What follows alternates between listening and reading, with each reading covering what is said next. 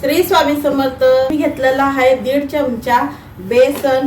पहिले मी बेसन भाजून घे तुम्हाला की कोणती भाजी करणार आहे ह्याला असं सुगंध सुटेपर्यंत हलकसं याला भाजून घेणार आहे या बेसनाला। तर बेसन छान आपलं भाजलं गेलेलं आहे, सुगंध छान येत आहे। आता मी हे बेसन काढून घेते। तर बेसन काढून घेतले, वाडग्यामध्ये मी बेसन काढून घेतलेलं आहे। आता ह्यात घालूया ताजी दही। मी घालून घेतले अर्धी वाटी दही, आणि दही ताजी घ्यायची, आंबट असलेली दही घेऊ नका, नाहीतर भाजीचा टेस्ट वेगळाच येईल। तर याला मी मिक्स करून घेते। ह्याच्यात घालून घेते मसाले, लाल तिखट, कुणाला तिखट जादा लागतं कुणाला कम लागतं, तर माझ्या आवडीनुसार मी घेतलेली आहे लाल तिखट, आणि 1 चमचा धनिया पावडर, हळद, जिरा पावडर, आणि त्यासाठी घेतलेला 1 चमचा पावभाजी मसाला।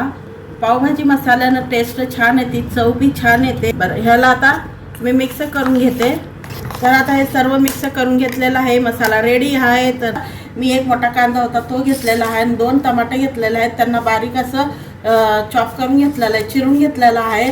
आणि कांदा सुद्धा असं लांब लांब चिरून घ्यायचा आहे, आणि अद्रक घेतलेला आहे, आणि इकडे घेतलेला आहे लसूण सुद्धा मोठं दरदर असं कुटून घेतलेला आहे, आणि हिरव्या मिरच्या, हे बी हिरव्या मिरच्यात लाल हिरवी आहेत, आणि हे बारीक चिरलेली। तेल गरम झालेला आहे, जिरा घालून घेते, आणि लसूण जिरा घालून घेतलेला आहे, लसूण घालून घेते। लसूण थोडं जास्तच घ्या, कारण त्याची टेस्ट वेगळीच येते, छान लागते भाजी। थोडंसं हलकसं तळून घेते ह्याला लसणाला। लसूण तळला गेलेला आहे। आता घालून घेते कांदा सुद्धा छान तळून घेऊया, आणि त्याच्यावर घालून घेऊया अद्रक सुद्धा मी 1 चमचा घेतलेला आहे, आणि कांद्याच्या वरच अद्रक घालायचे। पहिले लसूण घालून घेतलं, कांदा घातला, मग अद्रक घालायचं। अद्रकची चव येत नाही, त्यामुळे कांद्याच्या वरच घालायची। आणि आता ह्याला छान असं तळून घेते या मसाल्याला। आणि आता घालून घेते मी हिरवी मिरची, आणि हिरवी मिरची जर मी पहिलेच घातली असते तर जे करपून गेली असती, तर त्यासाठी नंतरच घालायचं आहे मिरची। आणि कांदा तळला गेलेला आहे। आता घालून घेते टोमॅटो लवकर शिजावं म्हणून चवीनुसार मीठ घालून घेते, त्यामुळं लवकर शिजला जातो टोमॅटो छान शिजेपर्यंत ह्याला परतत राहायचं आहे आपल्याला। तर आपला कांदा टोमॅटो छान अशी पेस्ट ग्रेव्ही सारखं झालेला आहे। तर आता घालून घेऊया आपण जो बेसनाचा मसाला तयार केला होता, तो दही बेसनाचा, आणि याला छान असं तेल सुटेपर्यंत शिजून घेऊया, आणि ह्याला छान शिजून घेऊया बेसनाला आणि दह्याला। आणि बघा, दही ह्या रेसिपीला दही घेताना घट्ट बघूनच दही घ्यायची, नाहीतर मग असं पातळ दही घेतलं की नाही पाणी सोडतं। तेल सोडलेला आहे मसाला।